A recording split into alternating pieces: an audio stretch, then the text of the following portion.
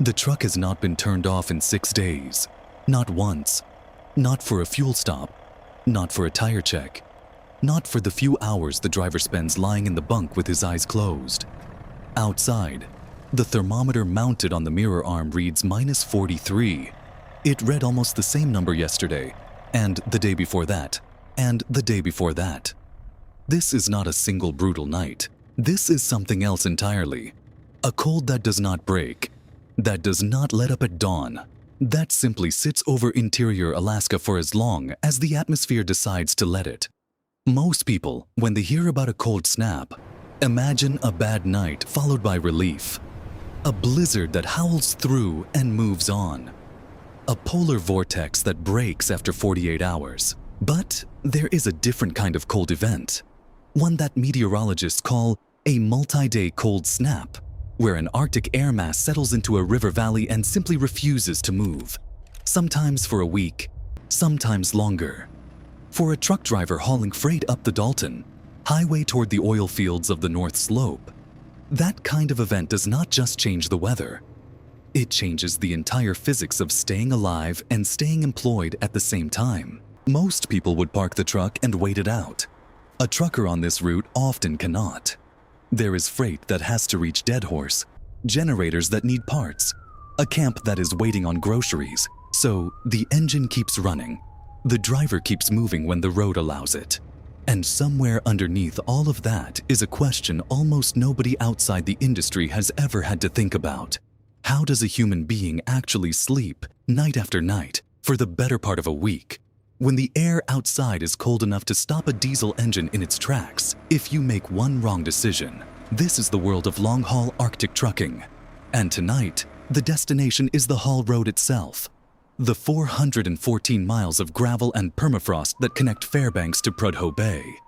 We're going to look at what happens to a driver's body, a driver's truck, and a driver's mind when -40 doesn't go away after one night, but settles in like an unwelcome guest for the whole week.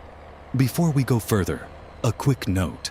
Most of you are watching this on a television screen rather than a phone, which we genuinely appreciate. And if this kind of story is something you want more of, subscribing and sharing it with someone helps more than you'd think. It costs nothing, and it makes a real difference for where this channel goes next. Now, back to the road. The Dalton Highway has a reputation that precedes it. It was built in under 5 months in 1974 to support construction of the Trans-Alaska Pipeline. And for 2 decades, it was closed to anyone who wasn't hauling freight to the oil fields. Even now, it remains primarily an industrial corridor. Coldfoot, sitting roughly at the highway's midpoint, holds the distinction of being the northernmost truck stop in North America. And from Coldfoot to Deadhorse, there are 240 miles without a single gas station, restaurant, or service of any kind. Nearby, in the hills off a side road, sits Prospect Creek Camp, the site that recorded Alaska's all-time record low of 80 degrees below zero in January of 1971. That number is not an exaggeration used for dramatic effect. It is the actual, documented, coldest reading ever recorded in the United States. And it happened along this same stretch of interior Alaska that trucks travel through every winter.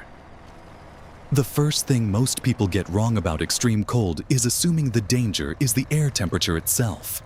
In a multi-day event, the real danger is duration. A single bitterly cold night is something a well-prepared truck and a well-prepared driver can usually absorb. Batteries get strained. Fingers get numb during a quick walk-around.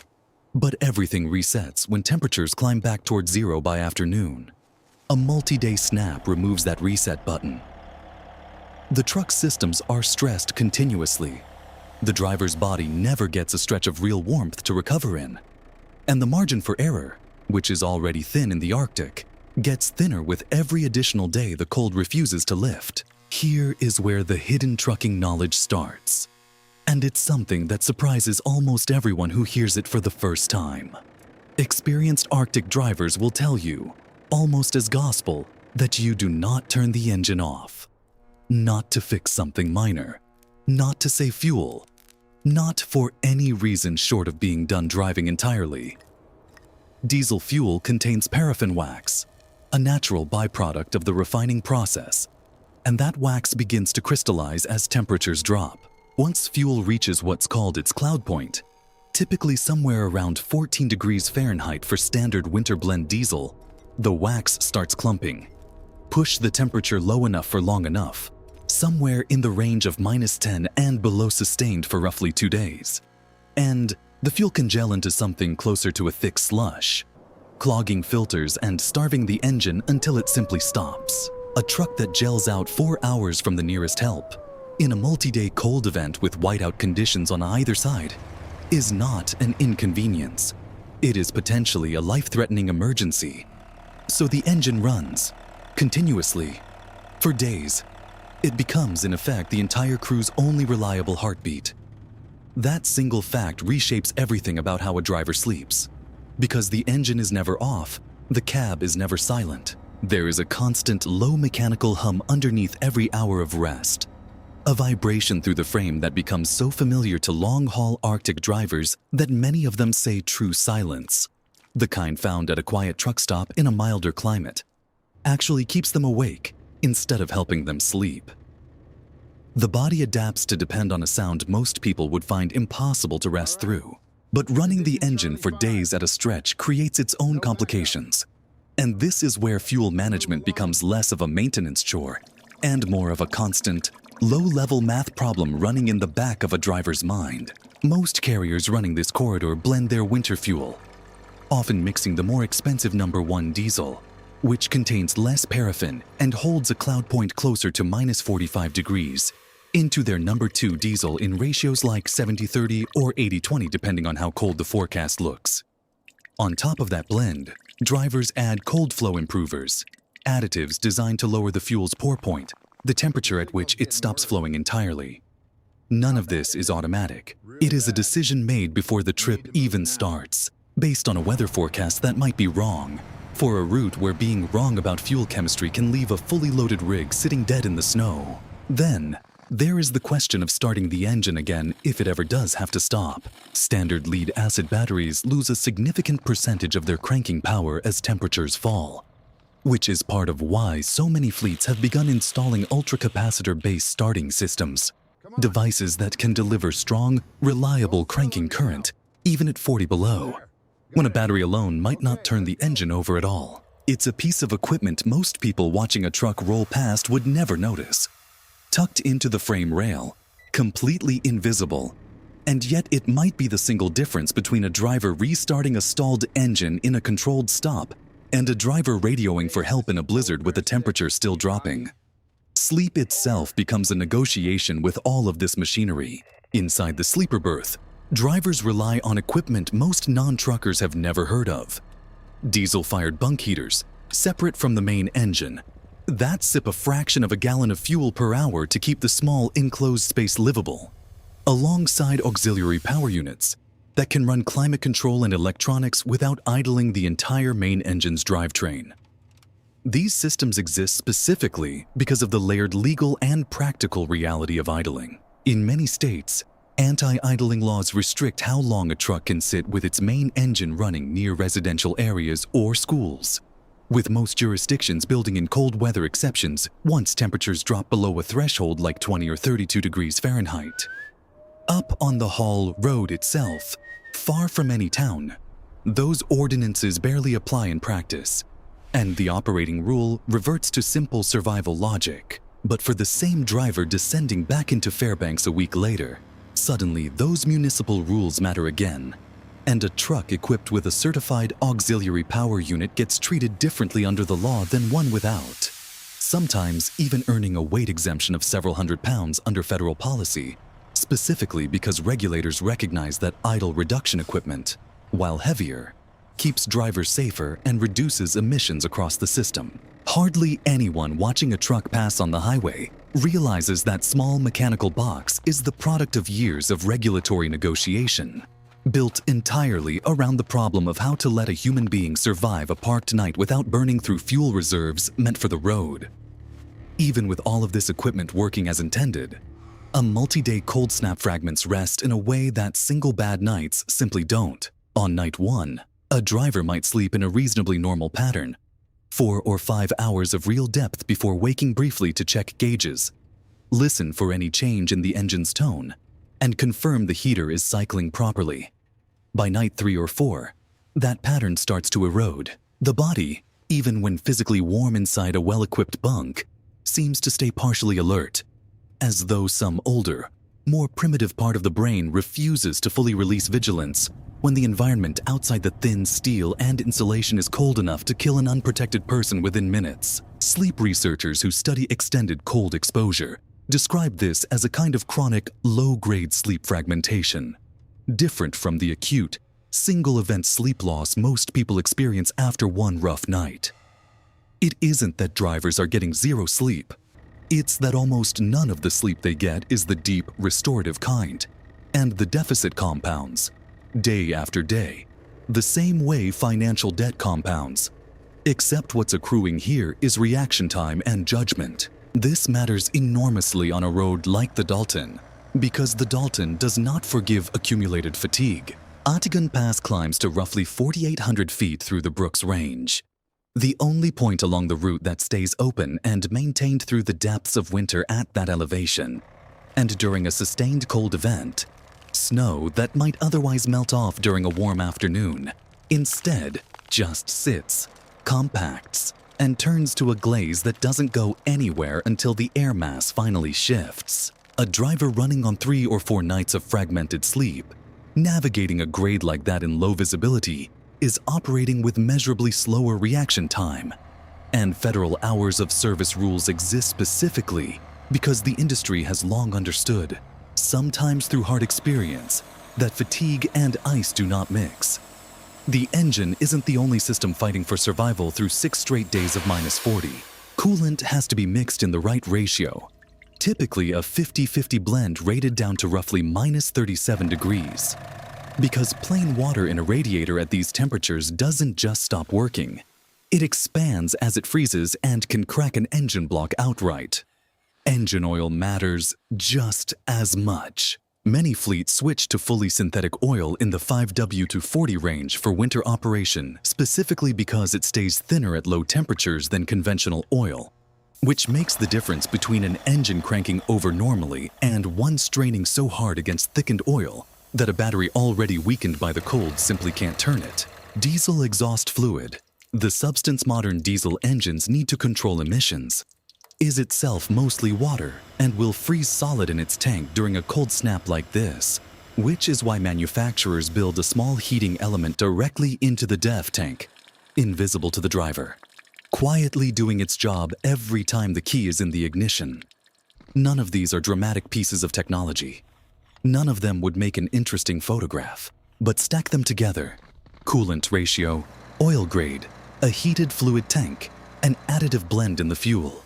And what you're really looking at is a small, distributed life support system built around keeping one truck moving through conditions that would stop an unprepared vehicle within hours. There's a deeper layer of risk that almost never makes it into casual conversation about cold weather, and it's worth being precise about it rather than vague.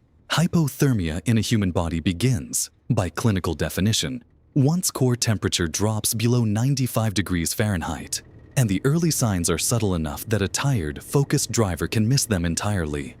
Mild confusion, a kind of dulled decision-making, slower speech, before more visible symptoms like uncontrollable shivering and stumbling set in. Frostbite follows its own quiet progression too, starting with numbness and a pale, waxy look to exposed skin, often with no real pain at first, which is exactly why brief exposure during something as routine as a fuel stop or a chain check can do real damage before a person even realizes anything is wrong. The dangerous truth of a multi-day cold event is that the risk isn't concentrated in one dramatic moment. It's spread thin across dozens of small, ordinary tasks repeated daily. Climbing in and out of the cab, checking straps, walking around the trailer, each one a tiny window where exposed skin meets air that doesn't forgive carelessness. And then there's the complication almost nobody anticipates until they've lived through it. In a true multi-day event, the highway itself can simply close. Snow drifts accumulate across exposed stretches, Visibility collapses into whiteout for hours at a time. And the Alaska Department of Transportation will shut sections of the corridor rather than risk stranded vehicles in conditions search and rescue can't safely operate in. When that happens, drivers don't get an alternate route. There isn't one. They sit, sometimes for the better part of a day, sometimes longer, parked in a line with other trucks at Coldfoot, or pulled onto whatever shoulder offers stable footing, engines running, waiting for state crews to clear a path north or south. This is where the trucking culture of the haul road becomes its own kind of survival infrastructure. Drivers check on each other over CB radio, share spare parts, food, and information about conditions further up the line, because the nearest help might be hours away by any other measure. It's an informal network built entirely on the understanding that out here, everyone's situation could just as easily be your own tomorrow. What almost nobody outside the profession appreciates is what this does to a person's relationship with time itself. After 4 or 5 days of identical darkness, identical cold, identical mechanical hum, drivers describe a strange flattening, where Tuesday and Friday stop feeling meaningfully different from each other. The usual cues a body relies on: sunrise, sunset, a change in temperature between day and night, simply aren't present in the same way during an Arctic winter cold snap, when the sun might only clear the horizon for a few hours and the temperature barely shifts between noon and midnight.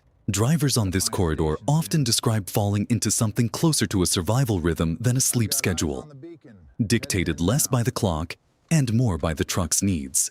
The next scheduled radio check, the next fuel gauge reading.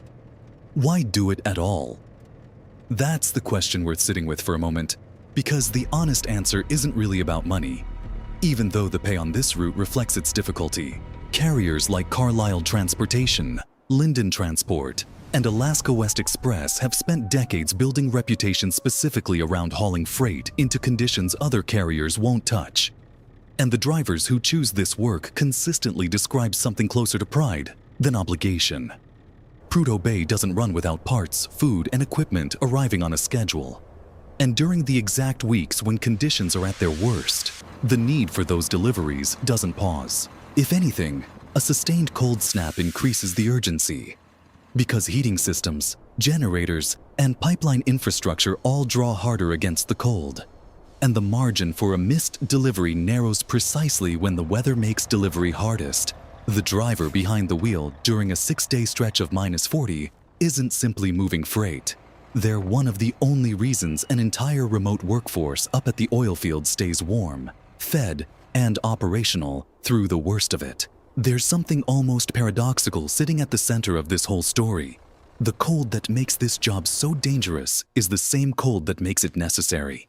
If winters here were mild, the corridor wouldn't need drivers willing to keep moving through conditions that shut down almost everything else.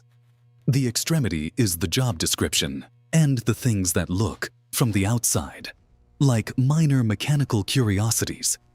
A heater the size of a lunchbox, a fuel additive poured from a plastic jug, an ultracapacitor tucked behind a frame rail, are in fact the entire difference between a 6-day cold snap being a grueling but survivable stretch of work and it being a tragedy. The next time you happen to see a truck rolling through a winter storm, idling at a rest stop with its windows lightly frosted, or grinding slowly along a snow-packed grade, consider that the person behind the wheel might be 5 days into a cold snap that hasn't broken yet, running on sleep that never gets deep enough, trusting a small heater and a careful fuel blend to get them through one more night before doing it all again tomorrow. Most people get to wait out a cold week from the inside of a warm house.